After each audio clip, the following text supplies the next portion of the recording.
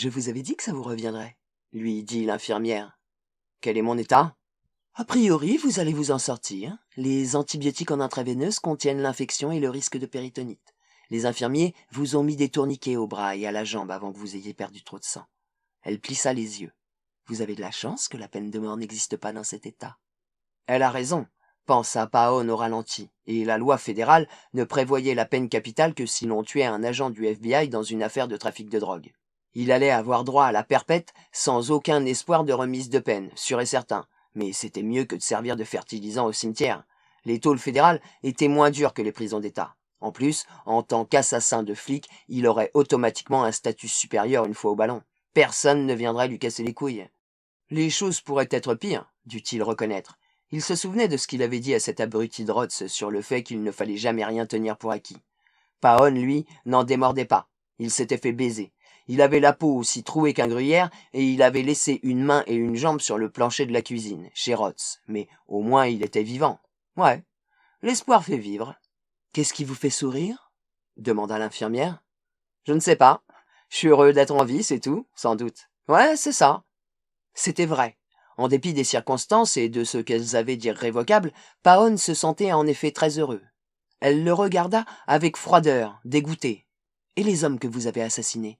Ils avaient une femme, des enfants, des parents. Ces enfants n'ont plus de père à présent. Ces hommes sont morts par votre faute. Il haussa les épaules autant qu'il le put. Vivre, c'est jouer. Ils ont perdu, j'ai gagné. Ce sont eux qui ont voulu miser le max, pas moi. S'ils avaient pas fait les cons avec moi, leur môme aurait encore un père. Je vais pas me sentir coupable pour avoir descendu 2 types qui ont essayé de me flinguer. Quelle ironie tout de même. La douleur au ventre se faisait plus aiguë et pourtant il ne pouvait retenir sa joie. Il regrettait de ne pas avoir ses lunettes pour voir la tête que faisait l'infirmière. Il se serait bien tapé une bière aussi, et une cigarette. Quel dommage d'être enchaîné sur un lit d'hôpital. Une petite célébration de la vie lui paraissait de rigueur. Peut-être même qu'il aurait pas détesté la faire reluire un peu, cette salope d'infirmière qui jouait les glaçons. Ouais, ça lui aurait pas déplu de la faire rouler sur le lit et de lui réchauffer la chatte en la limant un bon coup. Mais ça risquerait de froisser ses voiles amidonnées. Du coup, il se mit à rire. Le monde était vraiment fou tout de même.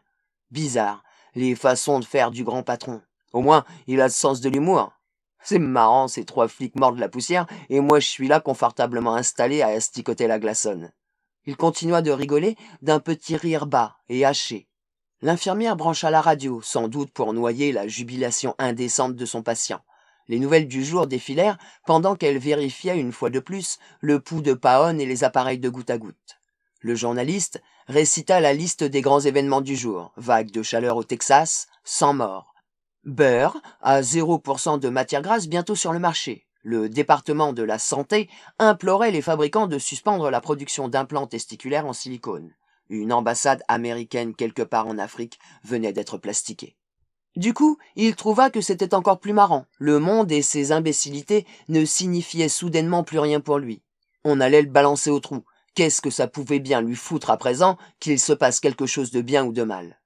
Il plissa les yeux. Une deuxième silhouette, toujours aussi floue, venait d'entrer dans la chambre. Au milieu de l'image brouillée de la pièce, le visage qui se pencha sur lui devint un peu plus précis. Un type qui devait avoir la 60aine et arborait une grande moustache buissonnante sous des cheveux d'un blanc de neige. « Bonsoir, monsieur Paon. Je suis le docteur Willett. Y a-t-il quelque chose que je puisse faire pour vous ? Puisque vous me le demandez, j'avoue que j'aurais bien récupéré mes lunettes. Et pour tout vous dire, avoir aussi une autre infirmière. Celle-là est aussi sympa qu'une porte de prison. » Willett se contenta de sourire. « Vous avez été sérieusement blessé, mais votre vie n'est plus en danger. La perte de sang n'est pas trop grave et le risque d'infection est écarté. Ce sont nos 2 soucis majeurs en cas de blessure multiple par balle. J'ai le plaisir de vous dire que vous êtes particulièrement en forme, si l'on considère ce qui vous est arrivé. »« Tu parles, se dit Paon. »« Et je dois avouer, enchaîna Willett, qu'il me tardait de faire votre connaissance. Vous êtes le premier pornographe d'enfants à qui j'ai l'occasion de parler. En un certain sens, bizarrement, vous êtes célèbre, le hors-la-loi absolu. Je vous aurais bien proposé de vous signer un autographe, plaisanta Paon, mais il y a un problème, je suis gaucher. Bien, bien. Je vois que vous ne vous laissez pas abattre. Il faut avoir du caractère pour conserver son sens de l'humour après avoir subi ce que...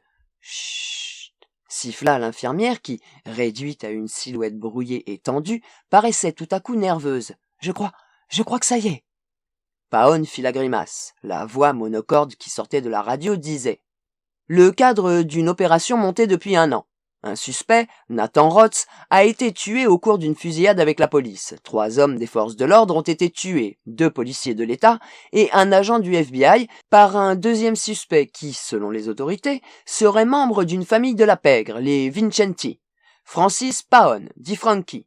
Paon faisait lui-même l'objet d'une enquête pour des raisons similaires. On soupçonne la famille Vincenti de contrôler plus de 50% du marché de la pornographie enfantine aux États-Unis. Le porte-parole de la police a annoncé que, profitant de la violence de la fusillade, Paon avait réussi à s'échapper et fait l'objet, à l'heure actuelle, d'une chasse à l'homme.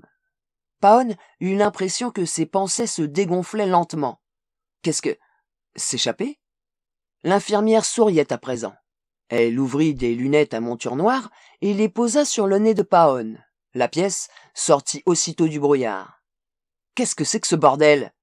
Il était bien entouré d'un rideau sur rail, comme on pouvait s'y attendre dans une unité de soins intensifs, mais quelque chose d'autre le frappa.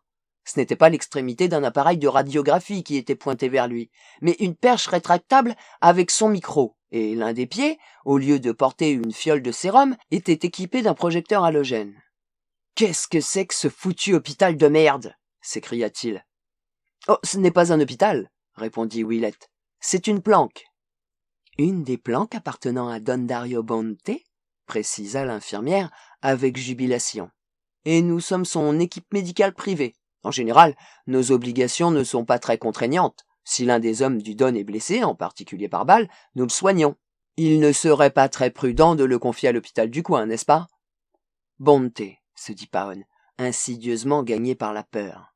Dario Bonte, le seul rival de Vincenti.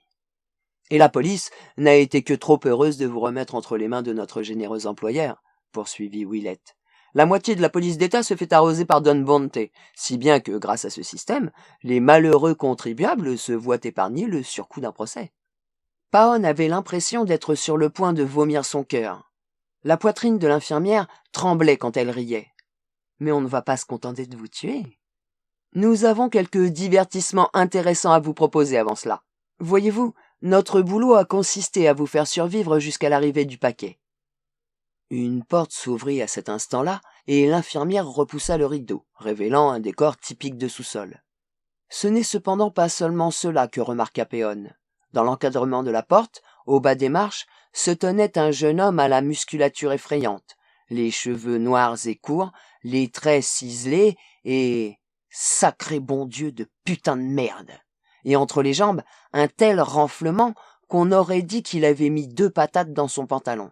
« Je vous donne 3 chances de deviner pourquoi on l'appelle le paquet ?» pouffa l'infirmière. « Et moi 3 de plus pour deviner ce qui va vous arriver » enchaîna Willett. Il venait de placer une caméra vidéo Sony Betacam à haute résolution sur son épaule. « Voyez-vous, monsieur Paon, votre patron détient peut-être le marché de la pornographie enfantine, mais le nôtre a tout le reste. Vous savez, les trucs réellement tordus. Et en tant qu'amputé de 2 membres, vous allez nous permettre de tourner un petit sujet très, très spécial, vous ne croyez pas ?»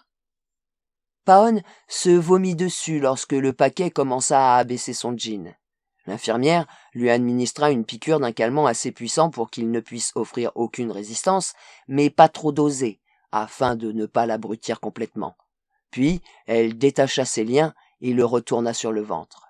Les points de suture, qui fermaient ses plaies abdominales, commencèrent à sauter. Il entendait les pas du paquet qui se rapprochaient. « Et comme on dit dans ces cas-là, » fit Willett avec enthousiasme, « lumière, caméra, moteur. »